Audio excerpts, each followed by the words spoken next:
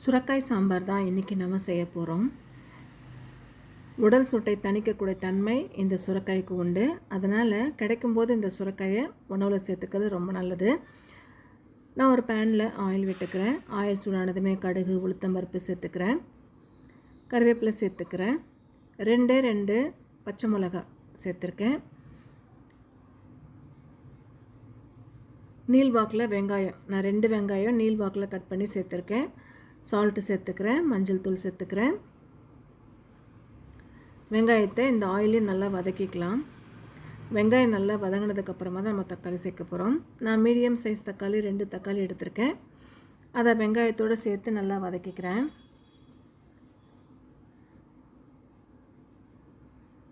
வெங்காயம் தக்காளி நல்லா வதங்கினதுக்கப்புறமா சுரக்காயை கட் பண்ணிக்கணும். சுரக்காய் கூட்டு, சுரக்காய் கடையல், சுரக்காய் சாம்பார், அந்த மாதிரி சுரக்காயில் எது செஞ்சாலும் ரொம்ப நல்லாயிருக்கும். வெங்காயம் தக்காளியோட அந்த சுரக்காயும் நல்லா வதக்கிக்கலாம்.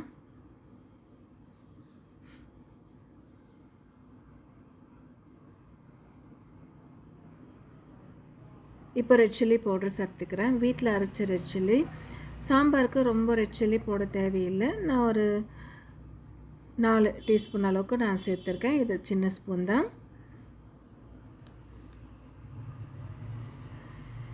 ரெட் சில்லி போட்டதுக்கப்புறமா வதக்கிடலாம். வதக்கிட்டு தேவையான அளவுக்கு தண்ணி ஊற்றிக்கலாம். அந்த காய் முழுகிற அளவுக்கு நம்ம தண்ணி ஊற்றினா போதும். காய் வேகிறதுக்காக தான் நம்ம தண்ணி ஊற்றுறோம்.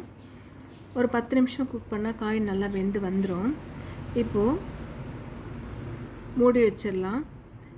காய் நல்லா வெந்து வந்துருச்சு. தண்ணியை வற்றி வந்துருச்சு.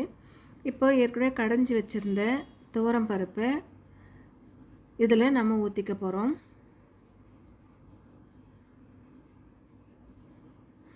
துவரம் பருப்பு ஊற்றிட்டு ஒரு 5 நிமிஷம் அப்படியே இருந்தால் போதும். பருப்பும் வெந்து வந்துடும். சாம்பாரும் நல்லா டேஸ்ட்டாக கிடச்சிரும்.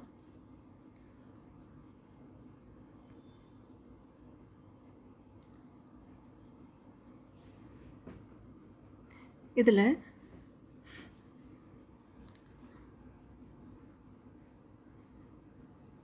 கடைசியாக ஒரு நெல்லிக்காய் சைஸ் அளவுக்கு நம்ம புளியை கரைச்சி ஊற்றிட்டு கடைசியாக கொத்தமல்லி சேர்த்துட்டோன்னா சூப்பராக ரெடி ஆகிடும் சாம்பார், சுரக்காய் சாம்பார்.